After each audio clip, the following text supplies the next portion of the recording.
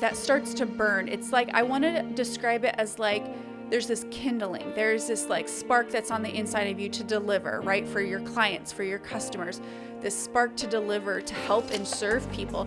And as you show up, regardless of whether you see the results from it right away, regardless of whether you get the views or the engagement right away, this spark starts to become a slow burn. It starts to build, it starts to become a flame, and the consistency is the fan to the flame. And then you start to get really excited. I am coming at you today with 3 cups of tea, alive under my belt, and notes here to go over. So I'm so excited about this podcast episode today. We are going to be talking about how to get momentum in your business. And if you are someone who has been struggling along the business journey, or you've had some momentum and then you have lulls and you're dealing with some frustration, then you're going to love this episode, because I completely understand what it's like to feel frustrated by throwing hours and hours and hours at a business and trying to find a niche and content creation, all of the things that go along with trying to grow and gain exposure for your business, trying to monetize your business. This can be a long process. It can feel really slow, especially when you compare it against other people who seem to be riding waves that you just don't get, or they're going way faster than your journey has been. It can be daunting and frustrating and irritating. And I say all of those words: disappointment, discouragement, defeat, because I've lived that. So I get your pain. I get your pain. I get your pain. But today, we're going to be positive. We're going to talk about the things that you can do to gain momentum in your business. And these things do work. There are things that I've utilized. I know so many other successful people have utilized these strategies, and they're going to be things where it's like, okay, you might know them on a surface level. You know them from the level of, yeah, I know to do that. But the question is, do you walk this out? And that's the thing. The journey from the head to the heart is a long journey. And there's different seasons of your life where you have awakening to things in a new way. So you might know of some of these things, but when you hear them in today's setting, in the way that I'm presenting them today, you're going to be able to grasp them maybe in a way that you weren't able to before. So that's important to remember as we're discussing these things. The first thing that you can do to get momentum for your business is consistency. And when I say that, I am telling you, it is one of the most underutilized things that you can do for your business is be consistent, consistently creating content, consistently carving out 30 minutes to an hour, hour and a half, whatever you have in your schedule to dive into your business, creating your vision and your mission and defining the problem that you solve, defining who you want to solve it for, all of these aspects to business development, really taking the time to dive deep in these areas. It's the consistency of showing up when you're not getting the views, you're not getting the subscribers, you're not getting the engagement, you're asking the question on your stories and nobody's responding. It's showing up regardless of whether or not you see the immediate ROI. It's that consistency that you're building that's going to give you results over time. And not even just the consistency of finally you're going to see people show up and pay attention to what you're putting out there, but it's a consistency that you yourself will feel because you've established these habits of showing up.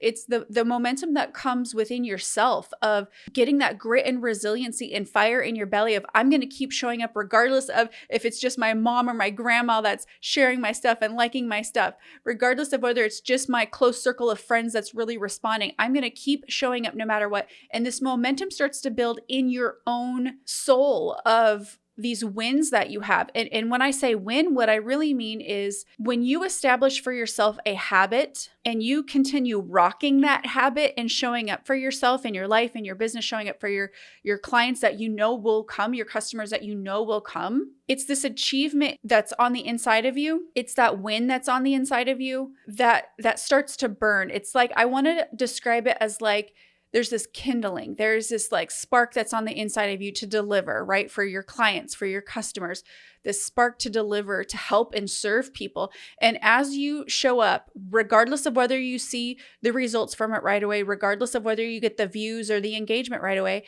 this spark starts to become a slow burn. It starts to build. It starts to become a flame, and the consistency is the fan to the flame. And then you start to get really excited. And when you're not getting engagement and you're not seeing the immediate ROI, you may initially have some discouragement. But the consistency of you showing up will turn that discouragement into motivation. Like, I don't care who does or doesn't show up to this live, I am doing it today. I'm being consistent. And part of this, I'm doing this for me, to build the momentum in me, to know that I can do the hard thing. I can press through the discouragement. I can press through the defeat. I can press through the depression, and I'm going to show up regardless. So this is how I want you to think of the consistency piece. Yes, being consistent for your audience and what you're building and what you're doing, but being consistent for you too. This is a piece of it I don't think is discussed often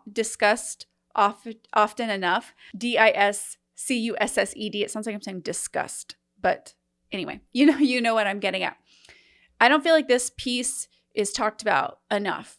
So I really wanted to highlight it because I think that there is real value in showing up and being consistent and what it does to the inside of you, your mindset, your grit, your resiliency, making that fire flame and burn even stronger. The second thing that will bring you momentum for your business is dialing in on the details. And again, if you have followed business podcasts and followed business YouTube's channels, you know this, but you need to really determine what problem that you solve for your business. And sometimes this can feel hard. I know that I have experience struggling to find a niche, but we're going to get into that here in a little bit. The aspect I want to start with right now is dialing in on the details. Finding the problem you solve for your business and then deciding, who do you want to solve it for? Do you want to solve it for 30 women in their 30s? Do you want to solve it for men in their 20s? Do you want to solve it for baby boomers? Like, who do you want to serve? Do you want to serve working moms? Do you want to serve homesteaders? Do you want to serve stay-at-home moms? Do you want to serve businessmen? Like, determining who it is that you want to serve,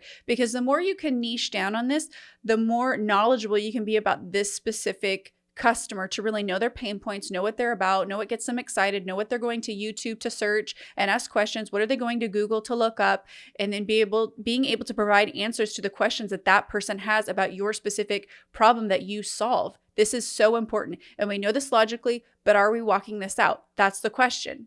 So if you haven't really dialed enough into the details, I want to encourage you to do that. And you may feel like, I'm struggling to find my niche, so I don't really do that. And I get that. Like, I'm raising my hand high in the air saying, I know for me, I've known this logically a lot, but I've struggled to walk it out because I've struggled to really find where my niche is to even go there. But sidetrack, I'm going to say this. When you at least walk out what you know to do, your niche can form. Meaning, you might feel like, I don't really know where I land and what I want to do. But if you show up with what you have and what you have to give the world and bring, you can find your niche form out of that. And because you're working that consistency and you're showing up, you begin to get a feel for what you want to deliver and what you don't want to deliver. The third thing that's going to bring momentum for your business is getting in front of the right audience, or getting in front of audiences, period. Meaning, you can have killer content, but if you're not in front of the right people that really see the value in it, sometimes your business can be in this like slow phase, or just this phase where you feel like you're not getting traction. And a lot of times it's because you're not in front of the right people. Now, how you do that is going to be different depending on your business and what you have access to, but maybe it's collaborating with somebody else who has a complementary product to what you deliver. Maybe it's locally, getting in front of audiences locally, speaking at local events, local places that allow you to come talk about what you bring to the table. You could reach out to fellow business owners who have something complementary to what you do and just say, hey, can I come and serve your audience for 10 minutes and just deliver something for free to them, just to get yourself some exposure and in front of new faces. It's just really getting creative and getting out of the box to think about how you can really reach out and get into new spaces. And again, this relates to going back to consistency in showing up online, really looking into where is your audience obtaining their content from. Like if your ideal client is going to YouTube to search for answers, are you on YouTube? Do you have a channel, an active channel on YouTube that you're creating consistent content for? If your ideal client is on Facebook or Instagram or LinkedIn, wherever they are at, are you in those spaces creating consistent content, delivering answers, delivering solutions, delivering value for that type of client on the platforms that they naturally engage in? The fourth thing is getting focused. You will bring momentum for your business as you continue to hone in on really focusing on the things that bring the most value and impact for your business. Now, it's easy as an entrepreneur to be distracted by every given thing because there's just so much coming at you. You hear new strategies, new techniques, and you're like, okay, I'm going to try to implement that and implement that and implement that. And pretty soon you can become overwhelmed with analysis paralysis and overloads of information, and you struggle then to execute and implement anything because you're all over the table with all the things that you could possibly do with your business. So really what you want to do here in getting focused is really figure out for yourself and your business, what am I most likely to act on? What am I most likely to walk out and do? And then lean in that area, get really steady and focused, get really consistent, develop strong habits around that particular piece. And then you can add to your portfolio from there, in the sense of like, if you're not putting out any content for your business or very minimal, how can you get consistent with putting out at least one piece of content a week in the platform on the stage that your ideal client likely engages in? And then add to that. Maybe you can then, after you've gotten consistent for like a month, putting it out once a week, you can add to then twice a week and 3 times a week. Or if you know that you can put together a workbook for your ideal client that really would engage them, that would really help them, getting consistent and focused in carving out 30 minutes a day to build out that workbook. But it's really about focusing in on what you are willing to get consistent on doing, focusing in on an area where you can really develop a strong habit of continually expanding and showing up, getting really great in this one area and then building and expanding from there. The last thing I'm going to talk about with getting momentum in your business is investing in yourself and in your business, meaning what tools, software, organization, scheduling platform, what can you invest in to streamline your business? But really, even greater than that, I would say investing in yourself, even before you invest in your business, is probably where I'm going to really lean in here because, and actually I just did a live on this morning, coaching is so valuable. There's so much information that you can get online, but when you have somebody to hold you accountable and guide you along the way that's been there before, that's done it longer than you have, I mean, it's having a mentor, it's having a coach, it's having the insider secrets that you don't normally have access to. It's valuing yourself, valuing the service you know you can bring your clients, pulling the very best out of you, because that's what a coach does. It pulls the very best out of you. They empower you, they encourage you, they help you develop a roadmap for your success. They give you feedback and show you what your blind spots are. I mean, there's a million things that a coach does to benefit you, but I would just say if you can find a way to invest in a great aligned coach, it is really a game changer for you and your business. I have invested, disclosure here, and I mentioned it on the live that I did today, upwards of, it's probably been a little bit more than this, but around $15,000 in coaching. And each of them were a different experience and focused on a different area.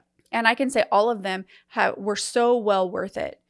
My first coaching experience was really me pressing through and learning to work through a lot of fear that I had around showing up in the areas that I knew that I felt drawn to show up in and drawn to start to engage in. You know, I knew I wanted to be a public speaker and write books and just start to share what I know was burning on the inside of me, but I had a lot of fear around how to share it and whether or not I would be misunderstood and just a lot of different things. I just had a lot of fear due to some deep trauma that had happened to me. And in 3 months, this woman was able to help me push through a fear that I had been dealing with for 3 years.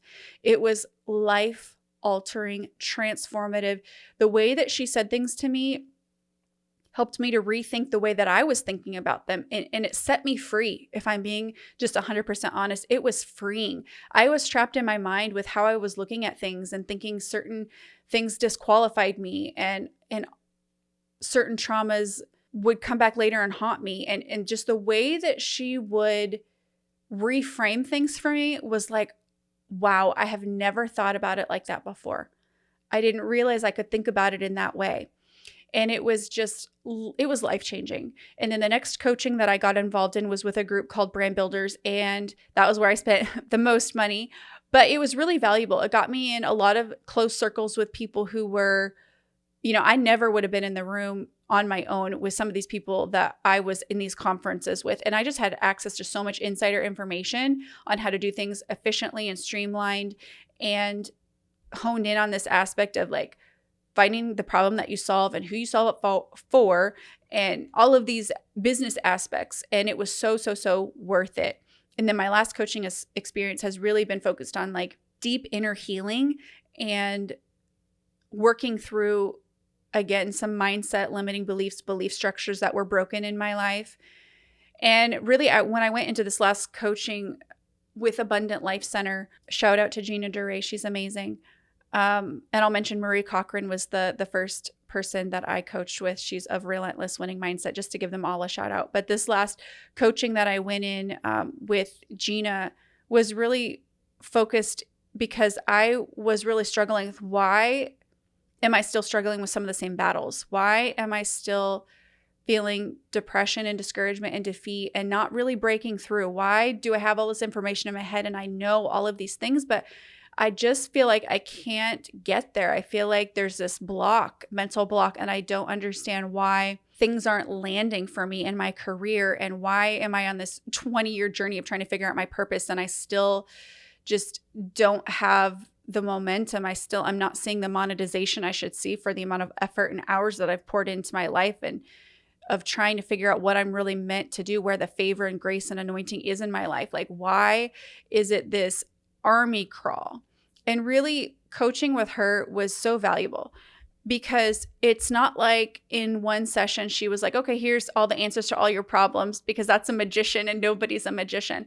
But it was really finding out for me that I had some belief structures that were broken, and I needed some mindset work. I needed some inner healing. I needed someone outside of my situation who could see the blind spots that I had. I needed somebody I could be real with, who was trustworthy and confidential, and somebody who just knew how to speak feedback and be guided by the Holy Spirit to just walk me through, honestly, answers only God could give that I was really struggling to get from him.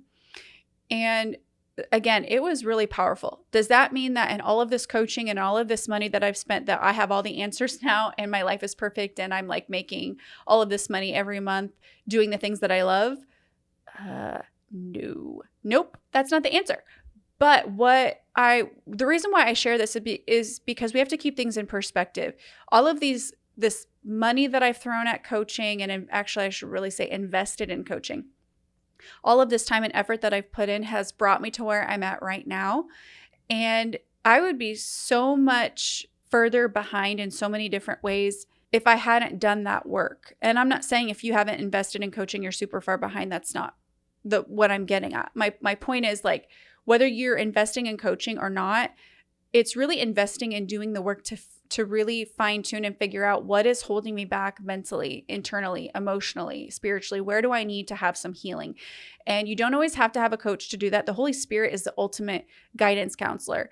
And so I don't want this to feel like, oh, if you don't coach with someone, you're not going to get there, because everybody has their own path and their own journey. I'm just saying that as I feel like from my own experience, something that I've gotten momentum from is coaching. But to go back to what I left my thought to say that disclaimer, coaching isn't the answer for everything, but it is like a gas pedal. As I mentioned earlier, it's like putting your foot on the gas pedal and getting there that much further faster. And if you have the ability to do it, or you have the gumption to just figure out how to make it happen, it is a worthwhile investment. And for me, like, I didn't have the money to pay for coaching right away. I had to borrow some money to invest in my first coach. And by the grace of God, I was able to do that. And I know some people have had negative experience with coaches. So, one thing I shared on my live, so if you're interested in coaching and the pros and cons and just things like that, you can go find the live that I did on my YouTube channel about it. But finding an aligned coach is really valuable and something that I would highly recommend. So that is all for today's episode. Don't forget to share this episode with a friend and go to my YouTube channel, hit like and subscribe. Every little action like this helps, or leaving a review on Apple Podcasts or wherever you tune into the audio version of this podcast. Leaving a review is so helpful. I'll see you next week. That's all we've got for this episode of the Called Forth podcast. One thing that would really help both us and other new potential listeners is for you to rate this show and leave a comment in iTunes, Stitcher, or wherever you tune in to listen. Also, make sure to link up with us at www.dawntown.com. That's DAWNTOWNE.com.